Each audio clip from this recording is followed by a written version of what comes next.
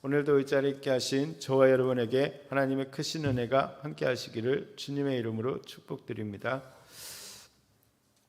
우리가 잘 아시는 것처럼 솔로몬이 죽은 이후에 통일 이스라엘 왕국은 북이스라엘과 남유다로 분열됩니다.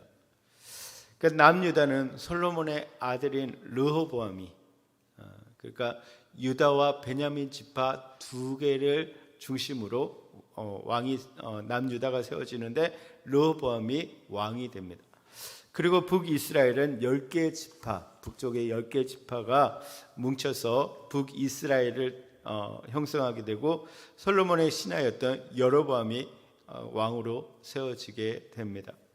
근데 이러한 분열은 우리가 지난 시간에 살펴보신 것처럼 솔로몬의 통치 기간 중에 조금씩 보여진 세속적이고 불신앙적인 모습들이 결국 그의 말년에 하나님의 계명을 거역하고 우상을 숭배하는 모습으로 나타나게 되고 그 결과 남북으로 분열되는 결과를 가져오게 되었다라는 거예요. 여러분, 우리가 그 죄의 모양들을 조금씩 하다 보면 뭐가 되냐면 죄의 습관이 되는 거예요. 그러니까 죄의 습관이 결국 그 습관대로 행하다 보면 언젠가는 그것이 결국은 하나님의 심판을 받는 결과를 낳게 된다는 거예요. 그래서 우리가 조금 그런 부분들이 생겨났을 때 우리가 그것을 빨리 하나님 앞에서 치유하는 것이 중요합니다. 병도 마찬가지잖아요. 조금 현상이 나타났을 때 병원에 가서 치료하면 빨리 치료가 되는데 그걸 두게 되면 그 병이 커지는 거죠. 그러니까 솔로몬이 통치를 잘했고 또 하나님 보시기에 크게 보면 다 잘하고 있었는데 조금의 그 자세한 그 모습 속에서 세속적이고 불신앙적이고 그리고 불순종적인 그런 모습들이 조금씩 생겨나서 결국은 그것이 커져버리게 되는 그런 역할을 하게 되었다라는 것을 볼 수가 있습니다. 오늘은 11장 12장의 내용을 통해서 이러한 이스라엘 왕국의 분열의 과정을 우리가 살펴보고자 합니다. 앞서 살펴본 것처럼 솔로몬의 통치 초반에는 내각을 정비하고 성전과 궁전을 건축하고 국제 무역을 통해서 나라를 번성하게 했습니다. 그러니까 우리가 지난 시간에 살펴본 것처럼 어마어마한 부와 영광을 누렸습니다. 그리고 명성도 누렸다라는 것이죠. 게다가 아버지 다윗의 유언을 따라서 충실하게 그것을 행하고 여호와 하나님을 사랑했습니다. 그런데 후반기에 들어서면서 하나님을 사랑했던 솔로몬의 마음이 바뀌기 시작했다라는 거예요. 그러니까 조금씩 시작된 그 모습들이 완전히 이제 변화의 모습들이 나타나기 시작했다는 거죠. 11장 1절 보시면 솔로몬 왕이 바로의 딸 외에 이방의 많은 여인을 사랑하였으니, 그가 왕이 되어서 하나님 앞에 나와서 기도할 때 그가 무슨 기도를 했습니까? 하나님, 나의 백성, 그러니까 다윗이 섬겼던 그 백성을 나에게 맡겨주셨으니까 그들을 사랑하고 그들의 말을 듣는 지혜를 주십시오. 그래서 이 백성들을 잘 다스리게 해 주십시오라는 그런 기도를 했어요. 그 마음에 백성을 사랑하는 마음이 있었다는 거예요. 그래서 재판할 때 보면 그 과부들의 어떻게 보면 그 사소한 재판에까지 나아가서 재판하는 모습을 보여주고 있다는 거예요. 그러니까 백성을 사랑했어요. 하나님을 사랑했어요.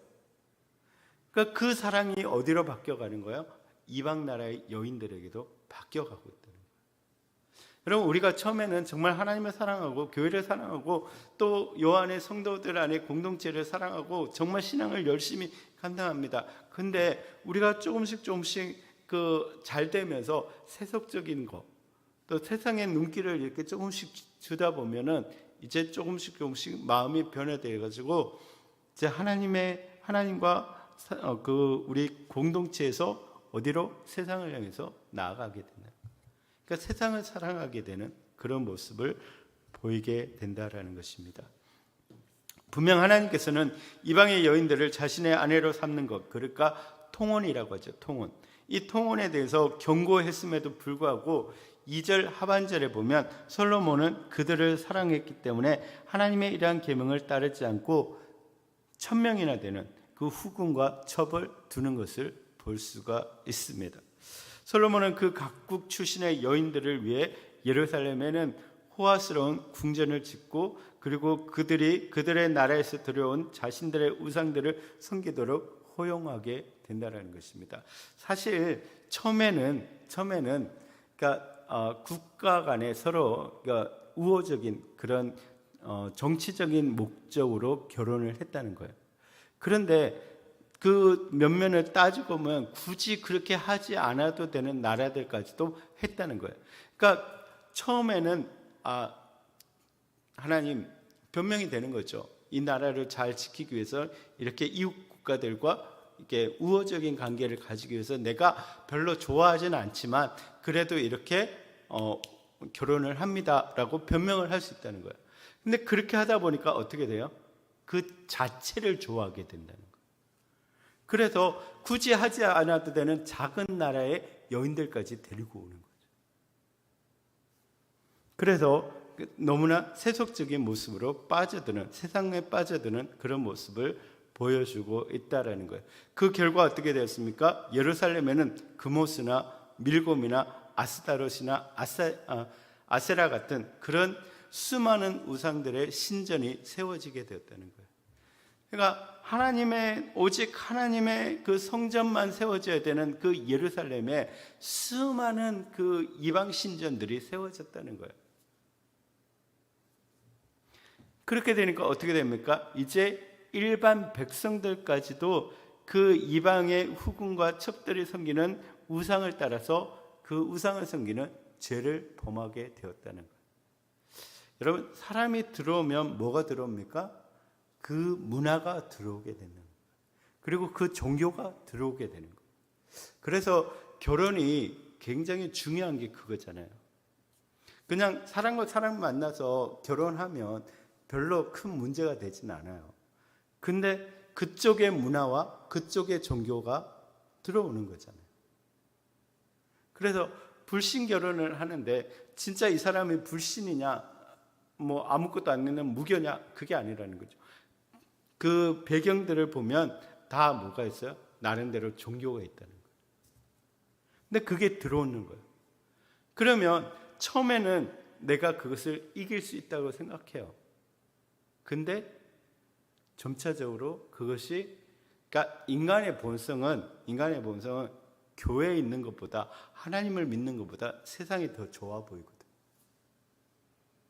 주일날 맨날 나와가지고 뭐 비록 조금 잘생겼지만 이런 목사님 설교를 맨날 듣고 있는 것보다는 그러니까 세상에 좋은 게 얼마나 많습니까? 휴일에 그게 한두 번 나가다 보면 뭐예요? 그게 빠져드는 거예요. 여기에 나오는 것보다 가족끼리 거기에 가는 게 좋다는 거죠. 그러다 보면 결국은 어떻게 됩니까? 신앙을 버리게 됩니다. 그런 모습을 보여주고 있다는 거예요. 근데 3절과 4절을 계속해서 보면 어떻게 이야기하고 있냐면 여인들이 왕의 마음을 돌이켰다. 그러니까 계속 이야기해가지고 왕이 그러니까 하나님을 사랑하고 백성을 사랑했던 그 솔로몬이 조금씩 바뀌어가지고 결국은 9절에 보면 솔로몬이 마음을 돌려 이스라엘의 하나님 여호와를 떠남으로 결국은 떠나게 된다는 거예요. 우리 삼손의 얘기도 알잖아요. 삼손이 그 여인을 만났을 때 자기의 본분을 알고 있었어요. 자기의 목적을 알고 있었어요. 근데 드릴라가 계속 유혹하니까 어떻게 돼요? 결국은 사실을 이야기하잖아요. 결국 넘어진다. 그러니까 세상은 우리에게 계속해서 요구하는 거예요. 야, 생각해봐. 너희만 지금 너희 기독교만 너희에게만 구원이 있다라고 자꾸 고집 피우잖아. 너 세상에서 고립되고 있는 거 알아? 몰라? 너희들 다 욕먹고 있잖아. 천주교를 봐. 불교를 봐. 다 종교에 오픈하고 있잖아. 다 구원이 다 같다라고 이야기하잖아. 지금 같이 모여가지고 축제도 하고 음악회도 하고 뭐 하고 다 하잖아. 미디어가 이렇게 다 좋게 해주잖아. 근데 왜 계속 그렇게 하니? 너희들도 이 장에 나와. 계속 우리에게 이야기하잖아요. 근데 자꾸 어떻게 돼요? 아니야. 구원은 하나님밖에 없어. 구원은 예수 그리스도만 구원이야. 이렇게 계속 이야기하다가 점차적으로 어떻게 돼요? 그렇게 하고 똑같이 가는 거예요. 여러분, 속지 마시기 바랍니다. 넘어지지 마시기 바랍니다. 우리는 계속 세상이 우리에게 계속 이야기하는 동안에 우리는 어떻게 해야 됩니까? 하나님께 더 가까이 가야 됩니다. 그게 이기는 방법입니다.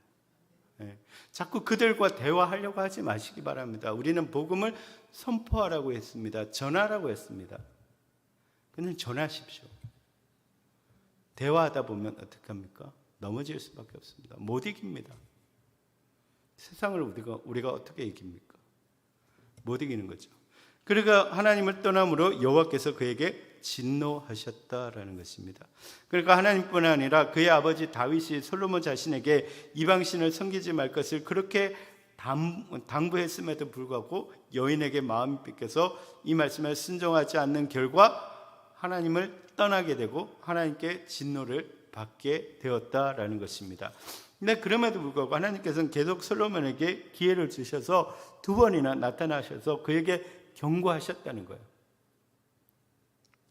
그럼에도 불구하고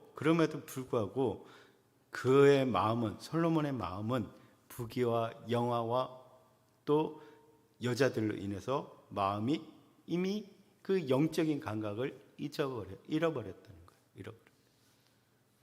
여러분, 우리가 세상에 자꾸 이렇게 세상의 맛을 들여다보면 뭐를 잃어버리게 돼요? 영적인 감각을 잃어버리게 된다. 영이 살아있지를 못하는 거예요. 그러니까 예전에는 민감했어요. 그죠? 예전에는 우리가 참 민감했었어요. 그러니까 그래서 어떤 문제가 생기면 하나님께서 나에게 기도하라고 하는가 보다. 하나님이 나에게 무슨 신호를 주시는가 보다. 내가 뭔가 잘못했나 보다. 하나님 앞에 나와서 내가 하나님 앞에서 내가 물어봐야 되겠다. 그렇게 기도를 했어요. 이게 영적인 감각이 살아있는 거예요. 근데 자꾸 세상 가운데 살아가다 보니까 어떻게 돼요? 무감각해지는 거예요. 이제 아무리 하나님께서 말해도 들리지 않는 거예요. 그러니까 그런 상태가 되어버린다는 거예요. 여러분, 그래서 우리를 항상 이 영적인 감각을 유지할 수 있도록 기도해야 된다는 거예요. 이렇게 물질의 복을 풍성히 누리면 그것을 주신 하나님을 더 사랑하고 건강과 시간을 주시면 그것으로 하나님의 사명을 감당해야 되는데 그렇지 못하고 그것을 자기의 것으로 여기고 그것을 누리는데 집중하게 됩니다. 그러다 보면 그것을 주신 하나님으로부터 주신 사명으로부터 신속하게 멀어진다는 거예요. 여러분, 회복되는 것은 굉장히 오래 걸립니다. 근데 그걸 잃어버리는 건 순식간에 잃어버릴 수 있다는 거예요. 제가 힘들게 2kg를 뺐는데 순식간에 3kg가 봅니다. 금방이에요. 뺄 때는 너무 힘들어요. 근데 찔 때는 정말 편하네요. 그러니까요. 그러니까 조심해야 돼요. 영적인 부분도 마찬가지. 우리의 영적인 부분들이 감각이 정말 살아있게 만드는 것은 되게 힘든 거예요. 근데 그것을 잃어버리는 것은 순식간이에요. 순식간. 교회도 마찬가지예요. 지금 우리가 어떻게 보면 막 분위기가 좋아지는 것 같고 막 열심히 하는 것 같지만 그러니까 순식간에 무너질 수 있다는 거예요. 그러니까 우리가 항상 그럴수록 더 어떻게 해야 됩니까? 기도해야 돼요. 깨어 기도해야 돼요. 더 겸손히 하나님 앞에 기도해야 돼요. 결국 11절 이하에서 하나님께서는 솔로몬에게 징벌을 말씀하십니다. 그것은 12지파로 이루어진 이스라엘을 분열해서 다 떠나게 하고 한 지파, 곧 유다 지파만을 솔로몬의 후손에게 주겠다고 말씀하고 있습니다. 그러니까 이것은 솔로몬과 그의 가문에 대한 사망 선고와 다른 바가 없습니다. 다만 그 가운데서도 하나님 자신에게 진심이었던 다윗을 생각하시고 이 심판을 솔로몬 때가 아니라 그의 아들 르호보암 때 그것을 이루시겠다라고 말씀하고 있습니다. 여러분, 그래서 우리 그 부모님 세대가 잘 해야 되는 게 이거예요. 신앙적인 부분은 분명히 개인적인 부분이에요. 그 구원은 개인적인 부분이에요. 내 부모가 잘 믿는다고 자식이 구원받지는 않아요. 근데 복의 문제는 달라요. 우리 부모님 세대가 잘하면 자녀들이 복을 받게 돼요. 그건 반드시 하나님께서 그렇게 복을 주시는 거예요. 그래서 하나님께서 뭐라고 약속합니까? 그 자손 만대까지 복을 주신다는 거예요. 그죠? 그래서 우리가 정말로 잘해야 되는 부분이 이거예요. 그러니까 다윗과 하나님께서 약속을 하셨기 때문에 솔로몬 때는 참으신다는 거예요. 그러니까 솔로몬에게는 끝까지 지켜주시는 거예요. 왜? 누굴 보고요? 다윗을 보고. 여러분, 그래서 여러분들이 자녀들을 위해서 많이 기도하시고 축복하시기 바랍니다. 이게 중요해요. 하나님께서 우리를 보시고 자녀를 지켜주신다. 그래서 하나님 앞에서 바르게 살려고 몸부림치는 사람들은 이게 자녀들이 잘 되는 것 같아요. 그 노예 이제 가서 이렇게 이야기를 하면서 보면 이렇게 개척교회 하시는 분들, 목사님들 되게 힘들잖아요. 그럼에도 불구하고 정말 진실하게 그 사역들을 잘 감당하고 있는데, 근데 공통점이 뭐냐면 자식들이 잘 돼요. 제가 아는 목사님도 그 자녀들이 다 이렇게 뭐 명문대학교를 들어가고 의사가 되고 뭐, 그러니까 물론 그런 게 세상적인 부분에서 기준에서 그게 아니라, 그러니까 저는 그 부분들이 잘 된다고 생각하는 게 뭐냐 하면 그들이 신앙을 지키고 있다는 거예요. 신앙을. 그러니까 어떻게 보면 개척교회이기 때문에 그 아버지가 어머니가 힘들고 어려운 걸 이렇게 보면서 교회 다니기 싫어하는 사람들도 있잖아요. 그 자녀들도 있잖아요.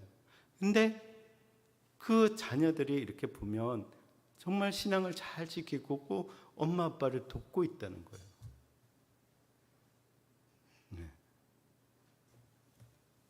그러니까 여러분들이 하나님 앞에 정말로 바르게 살아가기를 몸부림치면 우리의 자녀들이 잘 됩니다.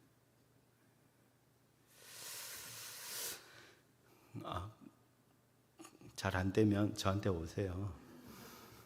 제가 다시 다른 데 가서는 이런 얘기 안 할게요. 근데 진짜 잘 된다는 거예요. 여러분 위해서 기도해 주시기 바랍니다.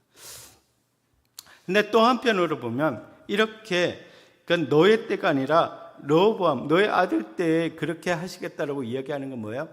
회개의 기회를 주고 계신다는 거예요. 그러니까 그 시간들을 주는 거예요. 그래서 회개하라고 이야기하는 거죠.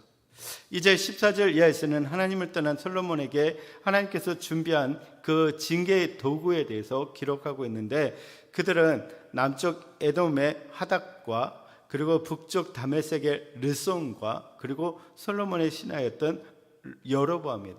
그러니까 징계를 할 지팡이를 3개를 준비하셨다는 거예요.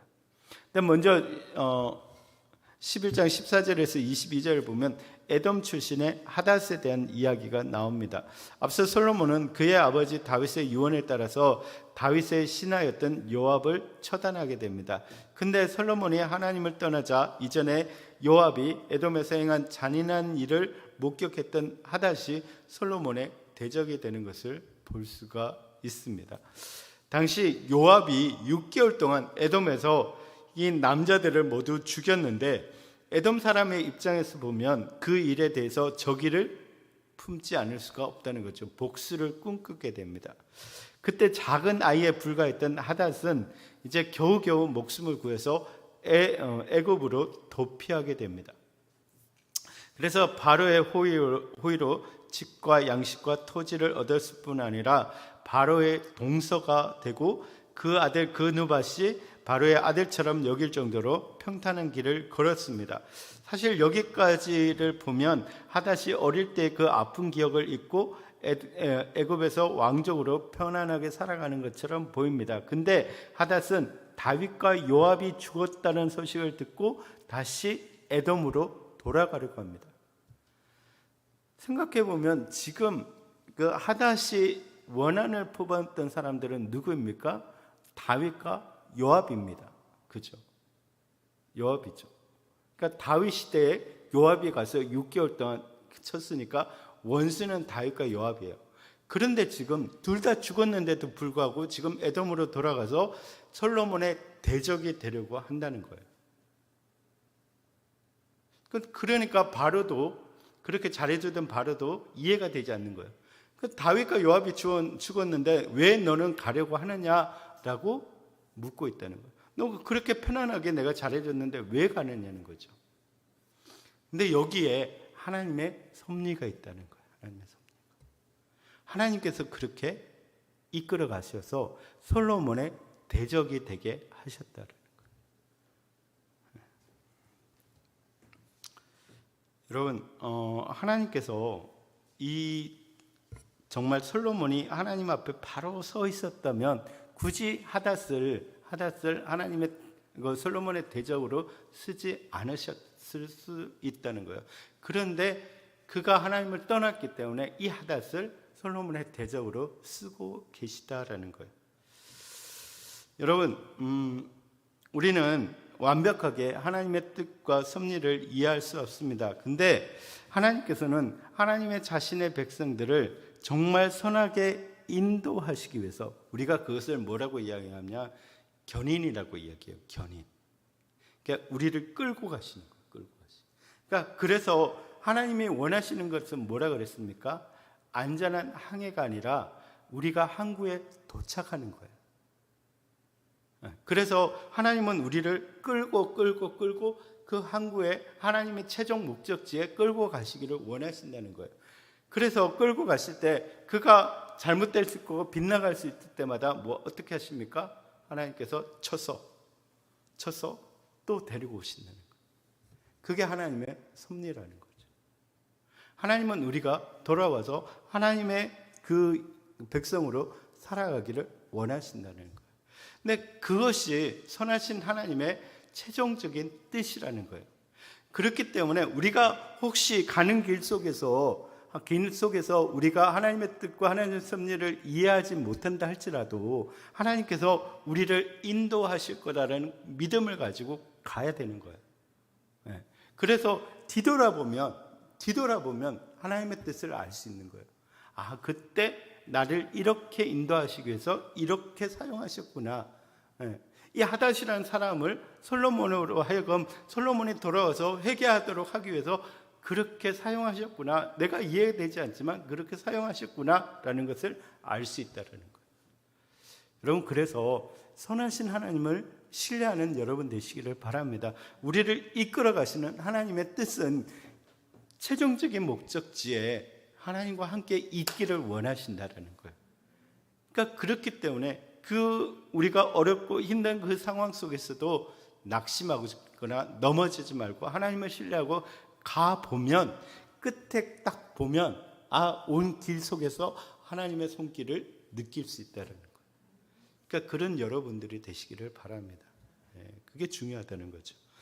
다음으로 다메섹의 르손이라는 사람에 대해서 이야기합니다. 그것이 23절에서 25절까지인데 이 얘기는 단 3줄만 기록되어 있는데 역사적으로 보면 에돔보다는 다메섹이 훨씬 더 위협적인 그런 존재라는 거죠.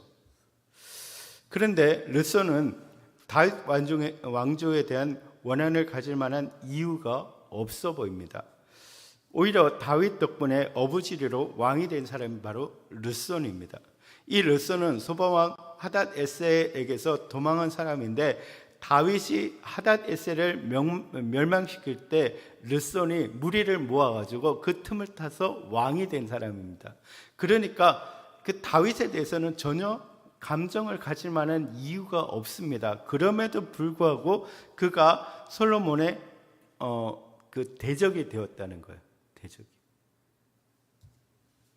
그러니까 결국은 하나님께서 이 모든 것들을 이끌어 가시면서 징계의 도구로 사용하고 계시다라는 거예요. 그러면 우리가 살아가다 보면 그렇잖아요. 저 사람 내하고 무슨 상관이 있다고, 저 사람 나한테 그렇게 힘들게 하는 거야. 저 사람 나한테 도대체 무슨 감정이 있는 거야? 라고 생각할 때가 있다는 거죠. 근데 그 사람을 보는 것이 아니라 누굴 봐야 된다고요? 나를 봐야 된다. 하나님이 도대체 나에게 원하는 것이 무엇일까라는 것을 봐야 된다. 이전에도 한번 말씀을 드렸는데 저희 누님이 그렇게 교회 안에서 막 모함 받아가지고 교회를 이렇게 나오게 됐다. 저 사람 도대체 왜 저러는지 모르겠다고 막 그렇게 했어요. 그때 제가 얼핏 하나님께서 그런 마음을 주셔서 얘기를 했어요. 그러니까 누나가 잘못한 것도 아니고 그분이 잘못한 것도 아니고 내가 볼 때는 누나를 기다리는 어떤 사람이 기도하고 있는 것 같아. 누나를 필요로 하는 어떤 교회, 어떤 권사님이, 어떤 집사님이, 어떤 성도가 누나를 필요하기 때문에 기도하는 것 같아. 하나님께서 그 과정을 통해서 그 교회에서 이 교회로 옮기시는 것 같아. 그렇게 이야기를 했거든요. 그게 하나님의 섭리인 줄 믿는다는 거예요. 여러분, 우리가 힘들고 어려움을 당할 때 그 사람이 왜 도대체 나에게 할까라고 생각할 때 나를 돌아보는 거죠. 내가 잘못된 부분이 있으면 고쳐야 되고, 내가 잘못이 없는데도 불구하고 그렇게 된다면 분명히 다른 뜻이 있다라는 거예요. 그래서 그 사람을 원망하기보다 하나님을 바라보는 우리의 마음이 돼요. 여러분, 그렇게 하나님의 뜻을, 하나님의 섭리를 믿는 여러분 되시기를 바랍니다. 마지막으로 솔로몬 자신의 신하였던 여로보암입니다. 11장 26절 이하를 보면 그는 느밧의 아들이라고 기록되어 있습니다. 이 느밧은 다윗과 솔로몬이 속한 유다 지파와 대립 관계에 있던 에브라임 지파 사람이었습니다. 네, 여러분, 이때 당시에 이 북이스라엘과 남유다는 계속해서 긴장 관계가 되어 왔습니다. 왜냐하면 그 베냐민 지파에 그가 북이스라엘에 속하게 있었는데 거기에서 사울 왕이 나온 거죠. 그리고 유다에서 다윗이 나온 거예요. 그러니까 결국은 어떤 권력 관계 속에서 대립될 수밖에 없는 상황이었다는 거예요. 근데 다윗이 하나님의 그 지지와 그리고 강력한 통치력과 힘을 가지고 있었기 때문에 그때 당시에는 이 갈등이 없었다는 거예요. 그런데 이제 솔로몬 시대에는 그 갈등을 가지고 있는 거예요. 그게 르호보암 시대에는 터져버린 거고. 그러니까 그런 부분들을 좀 알고 계시면 이 부분들을 좀 이야기가 편합니다. 그러니까 느밧의 아들이라고 기록되었다는 거예요. 그러니까 마음속에는 항상 뭐가 있습니까? 그러니까 지파 간의 갈등을 가지고 있다는 거예요. 악한 마음을 가지고 있는 거죠.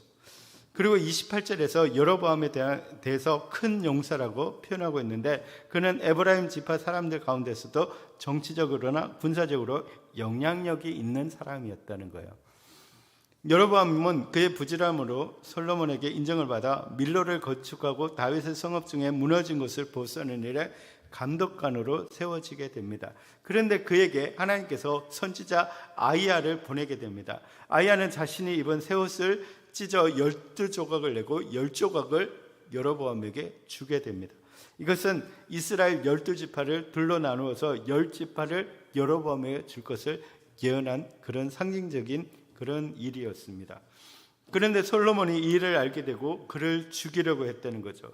그러나 여로보암은 솔로몬이 죽기까지 애굽의 왕이었던 시삭에게로 피해 있었습니다. 근데 재밌는 사실이잖아요. 솔로몬은 자기와 이스라엘 백성들을 지키기 위해서 애굽의 바로의 딸과 결혼을 했어요. 그래서 화친을 맺었어요. 그죠? 그런데 지금 다 솔로몬의 대적이 되는 사람들 다 어디로 피하게 됩니까? 애굽으로 피하게 되는 거예요. 그러니까 애굽에서 그것을 보호해 주는 거예요. 그 사람들을. 그러니까 한편으로는 솔로몬을 지지하고 솔로몬과 하친하고 한편으로는 솔로몬의 해가 되는 사람들을 도와주고 있는 거예요. 그러니까 이중적인 그런 모습들을 보여주고 있다는 거예요. 여러분, 세상이 그렇다는 거예요. 세상이. 그래서 우리는 세상을 믿을 존재가 아니라 사랑해야 되는 존재라는 거예요. 여러분, 세상의 사람들은 믿을 존재가 아니라는 것을 여러분 아셔야 된다는 거예요. 그냥 사랑해줘야 돼요.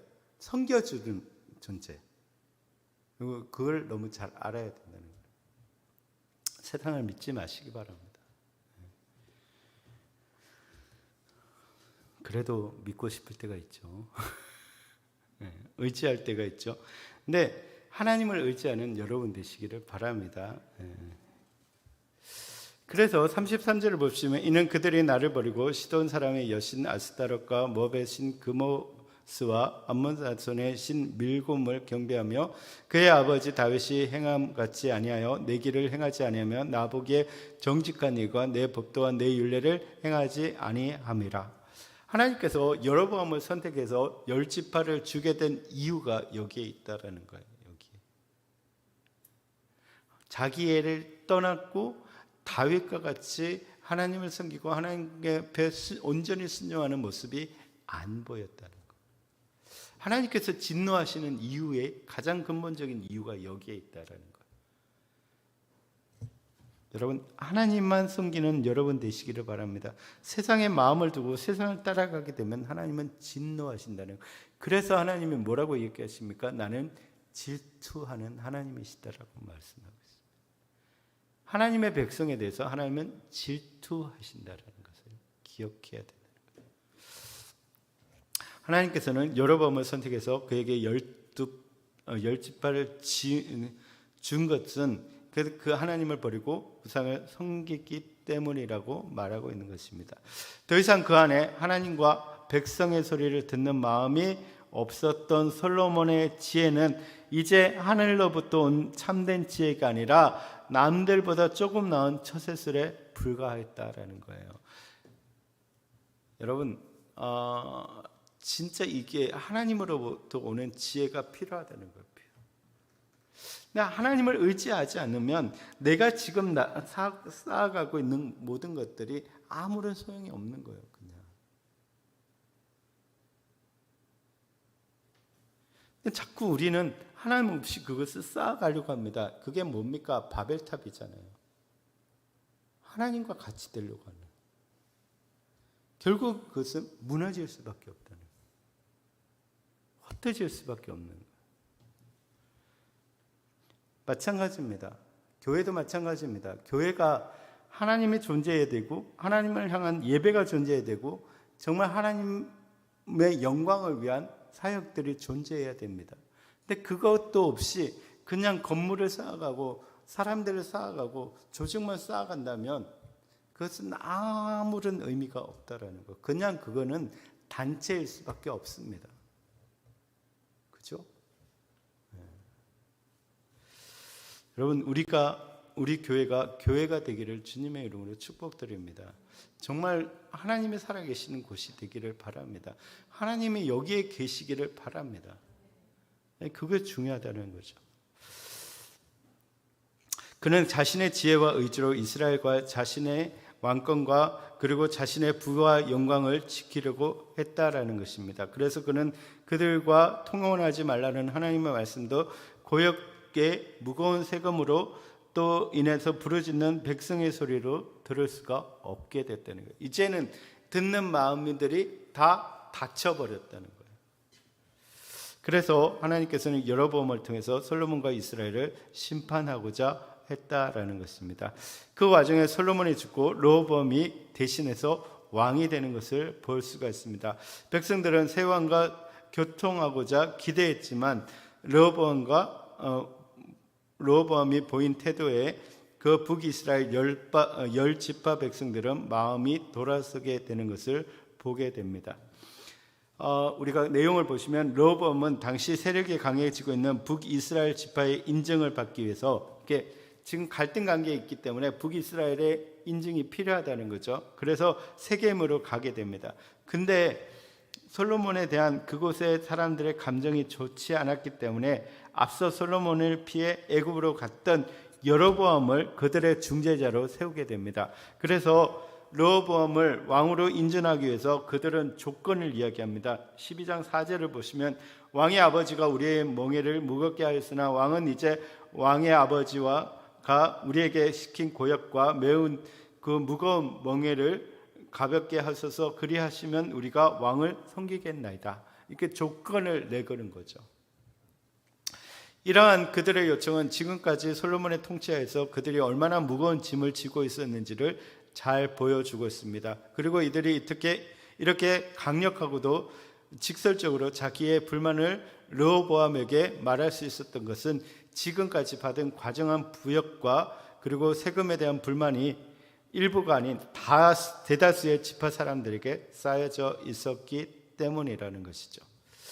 그런데 이러한 요청이 정말 정당한 건지 아니면 과장된 건지 우리가 알 수 없지만 그보다 진짜 중요한 것은 뭐냐면 르호보암은 그러니까 하나님께서 다윗을 세우실 때도 마찬가지고 솔로몬을 세우실 때도 마찬가지고 그를 어떻게 세우셨냐면 하나님의 대리자로 세웠다는 거예요. 그러니까 이스라엘의 진정한 왕은 누구입니까? 하나님이시다라는 거예요.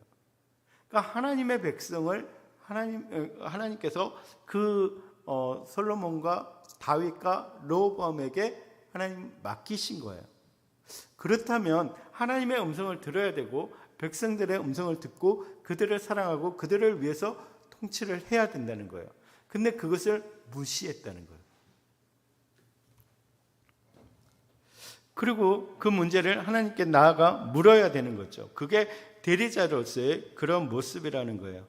여러분, 우리가 삶의 현장에 그 영적인 지도자로 보냄을 받았습니다. 아멘. 여러분은 파송된 선교사이고 파송된 영적인 지도자이고 제사장입니다. 그러니까 하나님께서 우리를 세우실 때는 제사장으로 세우셨다는 거예요.